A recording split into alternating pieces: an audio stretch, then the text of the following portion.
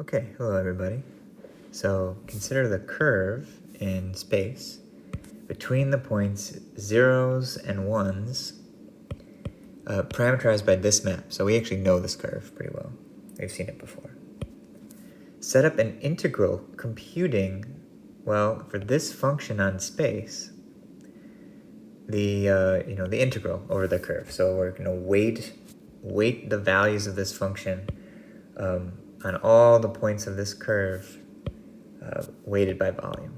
Okay, so first, pictures. Okay, so where's the curve? Well, we actually know this curve pretty well, so I'll draw it again. Here it is. It sort of follows it goes up to here. So this is the point 1, excuse me, 1, 1, 1. This is the point 0, 0, 0. And the curve goes like that. Right? Actually, it goes really far up and then also down the other direction. But we just want the part of it between these 2 points, right? Between these 2 points. Okay, so the curve. C, well, it lives inside of R3. Okay. And now, it's parameterized by this map. They called it G. So what I'm going to do is draw a little arrow, and this is the map G. And G takes the point 0 and sends it to 0, 0, 0. And it takes the point 1 and sends it to 1, 1 squared, 1 to the third. And so actually between 0 and 1, we see that this whole interval inside of the real numbers, this is just R, gets mapped by G and gets thrown into space, into R3, as this curve. And then we have another map called F, which takes any point in space, including the points that are on our curve, and spits out a real number. So we're back to the real numbers. Okay. Now, we can't really draw much here. We could try, but we don't need to. Okay, and then in words, I'm going to switch to words and say, wouldn't it be nice? Wouldn't it be nice, instead of integrating this function over the curve, what if we could integrate some function over this little thing? Because that would be so much easier, right? We could just do like t equals 0 to t equals 1 of some function h of t. Wouldn't that be great if we could do that and get the same answer? Nice to integrate in the parameter space, right? We're parameterizing it by this value t in the parameter space. T. And I'll even put like a t equals 0, t equals 1 of some function h of t. Rather than in, on this complicated curve in R3. Wouldn't that be nice? And in fact, we can do that. So this is the idea of how to integrate over some object inside of a bigger space, okay? And so integral over a curve of f. We know it needs volumes and function values. Right? Because what we would do is to compute this thing, we'd split this up. Remember, there was a previous problem about this. We'd split this up into pieces. We'd take a point on each piece, and we'd calculate the volume of each piece times the function value on that piece. So we need volumes, and we need function values. Well, volumes, now I'll switch to my formula color. that we could do with the square root of the determinant of the Gram matrix of the derivative of G. So d, G, t. And then function values, we're going to create a function. And so what is this function going to be? Well, let's do it in formulas. So t gets mapped to t comma t squared comma t to the third, and that's the function g. And this is space, so we could call these variables by different names, x, y, z, and then that gets mapped by f to, well, okay, let's look up here. 2xy plus xz. Right. Okay, and so in fact, we see that if we first start with a real number, we can create a point in space on the curve, and then get a real number again by using f. Okay, and so in fact, I'll write in words. Compose, we say compose the functions.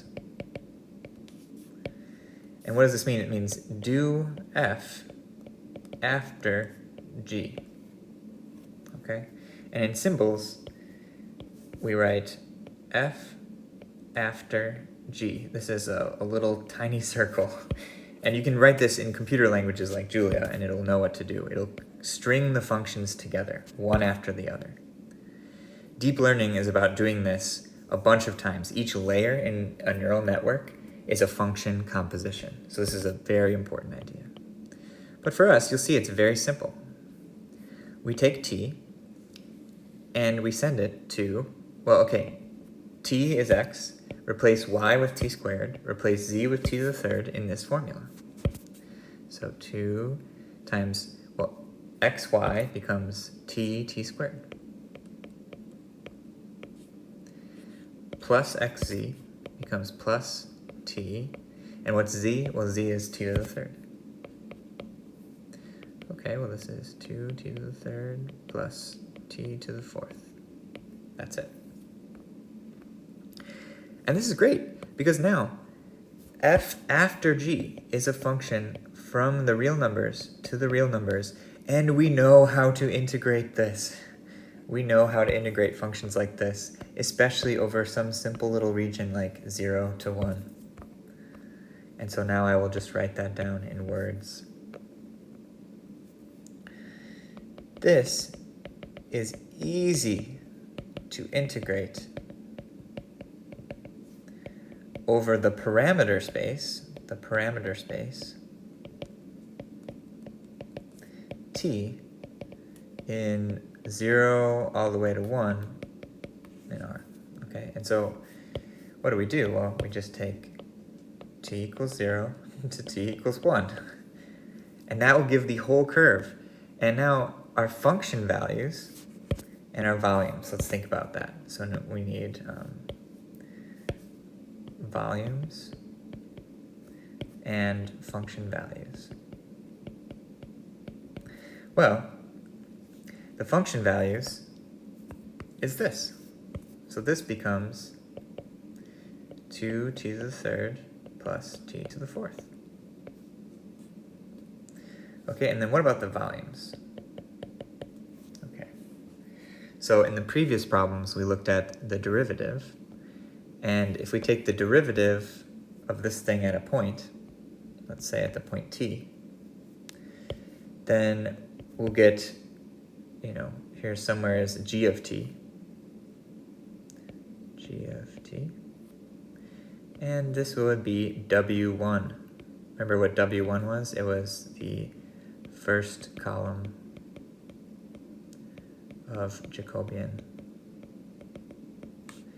matrix. Or in other words, W1 was equal to dg at t applied to the first basis vector, right? A movement along E1 becomes that W1, okay? And that's how we're gonna get the volumes. And in fact, I guess we could just write W1, where W1 is dgt of E1. In other words, the first column of Jacobian. Okay, so let's do that. Over here we need first column of Jacobian matrix of what map? Well, t goes to t squared, t to the third. And so the first column of the Jacobian, I guess I should put this in a formula color, is just derivative with respect to t. There we go. So this is W1. Okay, and then the volume, I need square root determinant gram matrix of W1. Well, the gram matrix of W1 is just a 1 by 1 matrix.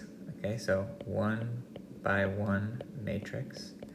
Just W1 dot W1 in a little 1 by 1 matrix. Okay, well, I can do that. It's 1 squared plus 4t squared. I'm just doing this dot itself. Plus 9t, and this is a t squared, and so I get a t to the fourth. Okay, this is a 1 by 1 matrix. The determinant of a 1 by 1 matrix is just that number. Here's a single number. Of course, it's a sum of 3 terms, but it's one number. And then I just take the square root. And so now I see that the integral I should compute is t from 0 to t equals 1 of the square root of 1, what was it? 1 plus 4t squared plus 9t to the fourth times 2t to the third plus t to the fourth. And that's it. I can compute this. This was the volume correction factor, or we called it the change in volume factor. Change in volume factor. And this was the function values. Function values from f after g. Okay. This is our answer. Now, let's think about this volume correction factor. The last two problems, you've looked at this for maybe a different dimension. But, I mean, just visually, like, this thing from 0 to 1 has length 1. But this curve does not have length 1. Its length is much longer than 1, okay? Even if it was a shortest path between these 2 points, that would have length, I think, square root of 3. And so it's a curve between them, so it's even longer than square root of 3. So this has length 1, and this has length, something greater than square root of 3. And so, the volumes, the lengths, the one-dimensional volumes got distorted by the map G. And I might even write that. G distorts volumes. And so if we have a hope of getting the correct weighted sum by volume of this map, by pulling it back to the parameter space, then we need to correct for this distortion in volume, right? This little one interval got stretched out to this curve, and we need to correct for that. And so that's why we need the volume correction factor, or the change in volume factor, right there. Okay. Excellent. So this is a really important problem. It's a new concept. And the exact same thing, you compose the functions, will work for any dimension, not just a curve in 3-dimensional space, but also, a 4-dimensional object inside of 18-dimensional space you can integrate over by just parametrizing the 4-dimensional object and throwing those two functions together, one after the other. And you know how to take the Jacobian matrix of any map, so you can figure out how we distort volumes. Putting the volume distortion with the function composing one after the other, then you can integrate. Very nice.